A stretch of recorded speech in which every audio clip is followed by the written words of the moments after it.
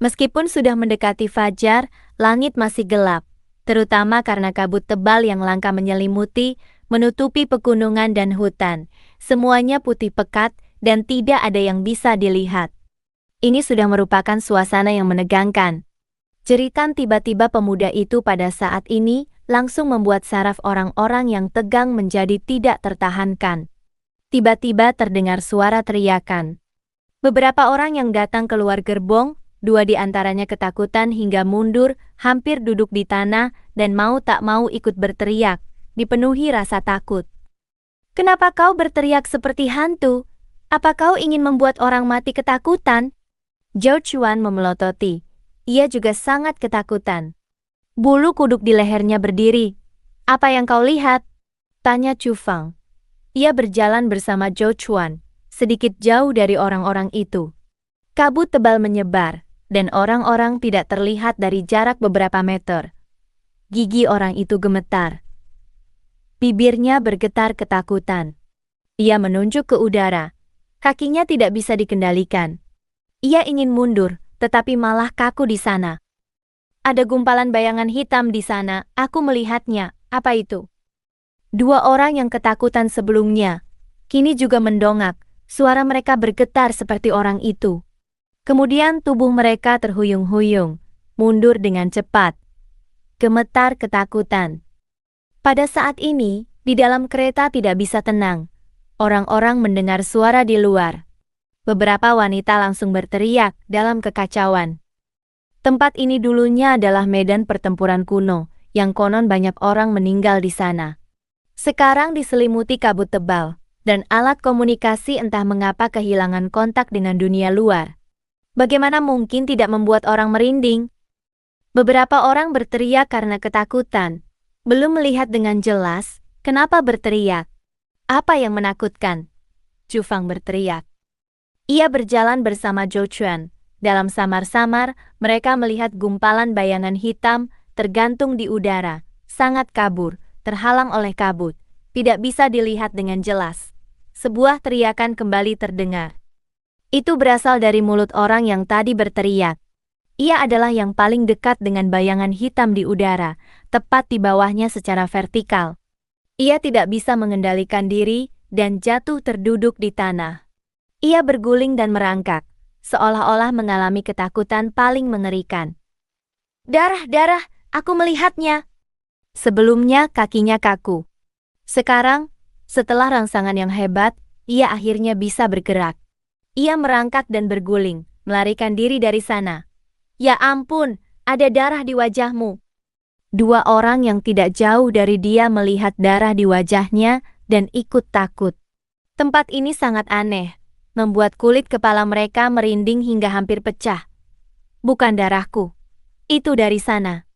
Menetes dari tubuhnya. Wajah orang yang ketakutan itu penuh dengan rasa ngeri, menunjuk ke udara. Memang ada bau darah. Zhou Chuan berbisik. Chu Fang melangkah besar dan bergegas. Ia melihat bayangan hitam di udara, seolah-olah ada seseorang yang digantung di sana. Gelap gulita dan darah menetes. "Hantu jahat, ada hantu jahat tergantung di udara." Orang yang ketakutan parah itu berteriak, sangat ngeri. Ia bangkit, berbalik, dan bergegas menuju gerbong. Dua orang lainnya juga melarikan diri bersamanya. Si gendut Zhou merasa punggungnya dingin. Ia memberanikan diri mendekati Chu Fang dan tidak ikut melarikan diri, menunjukkan keberanian. Benar-benar ada seseorang yang mati di sini. Apakah ini pembunuhan? Zhou Chuan mendongak ke atas. Ada genangan darah di tanah. Bayangan hitam di udara tergantung, bergoyang tertiup angin. Itu adalah mayat. Darah masih menetes ke bawah. Bagaimana dia bisa digantung di udara? Chu Fang merasa agak dingin. Meskipun ia sangat berani, ia merasakan hawa dingin saat menghadapi hal ini. Yah, benar, tempat ini masih jauh dari pohon. Bagaimana dia bisa tergantung di udara? Zhou Chuan melebarkan matanya. Kemudian, ia mundur beberapa langkah. Ia juga mulai merinding. Orang-orang di kereta mendengar percakapan mereka dan menjadi lebih takut. Ada jeritan ngeri wanita dan isak tangis orang yang lemah dalam kepanikan. Hantu jahat. Ada hantu jahat tergantung di udara. Pemuda yang pertama kali melarikan diri ke kereta wajahnya pucat pasi, bergumam di sana. Terutama karena ada darah menetes di wajahnya, ia terlihat sangat mengerikan. Ia menyebabkan suasana ketakutan di kereta menjadi lebih mencekam. Kereta berhenti di daerah pegunungan. Dahulu banyak orang meninggal di sini. Sekarang kabut tebal menyelimuti. Begitu aneh. Bagaimana mungkin tidak membuat orang panik? Jangan takut, itu hanya mayat. Mana ada hantu jahat? Chu Fang berkata, suaranya keras, menenangkan emosi semua orang. Zhao Chuan juga tenang, karena berdiri di sini, tidak ada bahaya yang terjadi. Keberaniannya sedikit meningkat. Ia berteriak. Jika dia terus berteriak dan menakuti orang di sana, kalian langsung saja lemparkan dia ke bawah. Faktanya, Chu Fang dan Zhao Chuan juga merasa tidak yakin di hati. Sebab, mayat yang tergantung di udara itu memiliki rambut yang sangat panjang dan lebat, menutupi seluruh wajahnya, bergoyang tertiup angin. Pemandangan itu benar-benar mengerikan. Turunlah beberapa pemuda berotot. Kita bersama-sama menurunkannya. Ayo kita lihat bagaimana dia mati. Itu hanya mayat. Apa yang menakutkan? Zhao Chuan berteriak. Sebenarnya ia sendiri merasa takut. Memanggil lebih banyak orang turun adalah untuk memberanikan diri. Ketika orang-orang melihat mereka berdua begitu tenang dan tidak takut sama sekali, hati mereka juga menjadi lebih tenang dan tidak lagi begitu panik. Tidak lama kemudian, beberapa pemuda bertubuh besar benar-benar turun dari kereta. Mereka berdiri bersama keduanya, mengamati bayangan hitam misterius yang tergantung di udara. Chu Fang memanjat ke atap kereta. Dari sini, ia bisa melihat lebih jelas. Pada saat yang sama, jika ingin menurunkan mayat itu, ini adalah satu-satunya tempat di mana ia hampir bisa menggapainya. Ketika berdiri di sini, hati Chu Fang tercekat. Pakaian orang itu sama sekali tidak sesuai dengan zaman modern. Dari penampilannya, ia terlihat seperti orang kuno. Ditambah dengan rambut panjang dan lebat yang menutupi kepala itu, membuatnya semakin menyeramkan. Mungkinkah benar-benar akan terjadi hal yang aneh? Ia merasa sedikit khawatir di hati. Zhao Chuan juga ikut memanjat. Meskipun gendut, kebugaran fisiknya cukup baik. Ia naik dalam beberapa gerakan tanpa terlihat canggung. Beberapa pemuda bertubuh besar di belakang melihat ini, keberanian mereka meningkat. Mereka merasa tidak takut ketika berkumpul dan naik satu persatu. Apakah ini sedang syuting film? Apa yang dia kenakan? Si gendut Zhao, setelah melihat orang itu dengan jelas, hampir mengeluarkan kata-kata kotor karena terkejut. Dia? Siapa dia? Kenapa dia berpakaian seperti itu? Seorang pemuda terlihat tidak nyaman. Mengapa aku merasa ini adalah orang kuno? Mungkinkah dia dikubur di bawah medan pertempuran ini? Dan, bagaimana dia bisa tergantung di udara? Kata yang lain. Setelah kata-kata ini diucapkan, beberapa orang di atap kereta merasa dingin. Seluruh tubuh mereka diselimuti hawa dingin. Area ini terasa agak dingin. Yang ada di tubuhnya, apakah itu rantai besi? Kenapa ia menjuntai dari ketinggian? Ini seharusnya tidak mungkin. Si gendut Zhao juga tidak bisa tenang. Ia menarik lengan baju Chu Fang, berbisik. Saudaraku, kita tidak bisa melibatkan diri dalam hal ini. Kita bertemu dengan sesuatu yang tidak bisa dijelaskan. Ayo cepat pergi. Kabut tebal, semuanya tidak terlihat jelas. Di udara samar-samar, tampaknya ada rantai besi setebal lengan yang menjuntai ke bawah. Mayat itu tergantung, membuat kulit kepala merinding, seperti pemandangan penyiksaan di neraka. Beberapa orang lainnya mendengar kata-kata si gendut Zhao, wajah mereka langsung berubah. Mereka berbalik dan ingin melompat turun dari kereta. Tempat ini membuat mereka gelisah dan merinding. Tidak apa-apa, itu sulur, bukan rantai besi. Chu Fang berbicara tepat waktu, membuat beberapa orang tersentak. Sulur gunung? Bagaimana bisa tumbuh sampai di sini? Si gendut Zhao curiga. Ia melihat lagi dan lagi. Dalam kabut tampaknya ada sesuatu seperti daun di rantai besi itu. Sepertinya memang sulur, seseorang mengangguk. Setelah itu ia menghela napas lega. Kurasa orang ini jatuh dari gunung. Mereka yang syuting film ini benar-benar nekat, sampai kehilangan nyawa, kata seorang pemuda jangkung sambil menggelengkan kepala. Chu Fang melepas bajunya, meraih salah satu lengan baju, lalu mengayunkannya dengan kuat, melilitkannya pada sulur. Ia menariknya dengan kuat, menariknya ke arahnya. Mayat itu langsung ikut bergoyang, bergerak mendekat. Dua orang berteriak sangat ketakutan. "Saudaraku, kau terlalu berani. Langsung saja melakukannya." Si gendut Zhou terkejut. Untungnya ia segera tenang dan bergegas membantu. "Cepat ke sini, bantu aku." Zhou Chuan memanggil beberapa orang lainnya.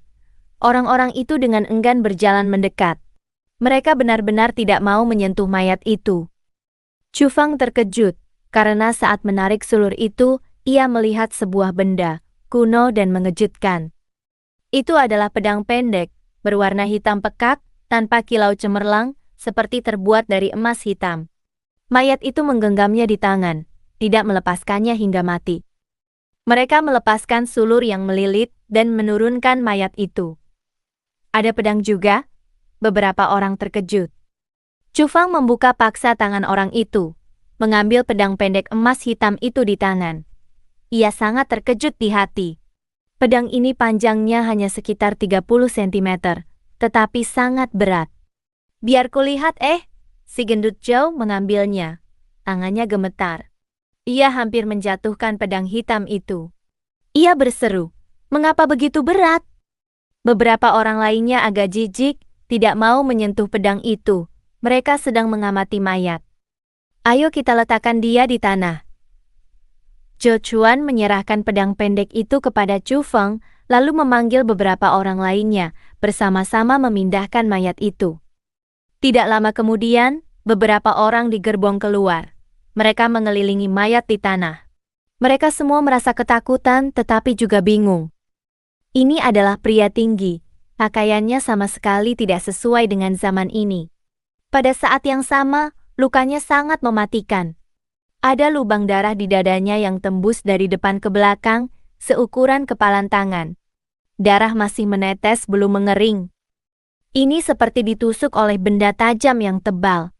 Bahkan tulang dada yang tersentuh pun terpotong rapi, meninggalkan lubang darah yang sangat mengerikan. Seseorang berbisik, "Terlalu mengerikan." Wanita di kereta sama sekali tidak berani melihat. "Saudaraku, mengapa kau belum turun?"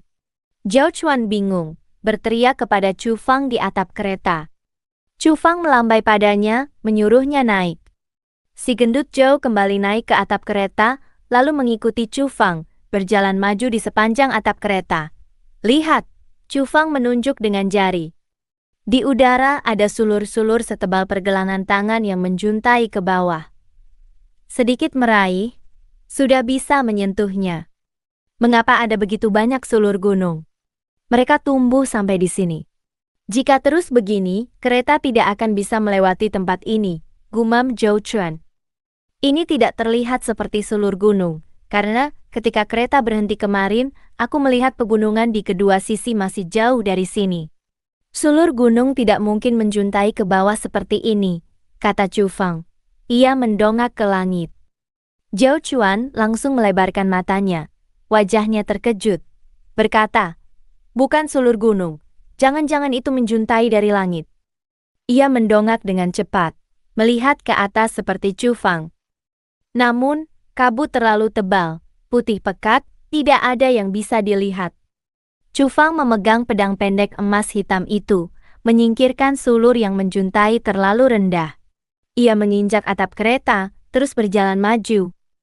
Tiba-tiba ia menghentikan langkahnya. Tubuhnya sedikit kaku. Pupil matanya menyusut tajam. Ia sangat terkejut. Sarafnya langsung menegang. "Mengapa berhenti?" Si gendut Zhou berkata dari belakang, melangkah maju mendekat. Dalam sekejap ia hampir membatu. Tubuhnya kaku di sana. Akhirnya ia tidak bisa menahan diri untuk mengeluarkan kata-kata kotor. "Sial, Jangan-jangan benda itu yang menabrak atap kereta dan menyebabkan getaran hebat di tengah malam. Ia hampir tidak bisa mempercayai matanya. Sama seperti Chu Fang, ia sangat terkejut, lalu terpana. Benda itu terjerat sulur, menjuntai di atap kereta. Zhou Chuan mendongak, seperti bergumam dalam mimpi, berkata, "Ini satelit, terjerat sulur, menjuntai dari langit." Ia tidak percaya, dan agak tidak bisa menerimanya.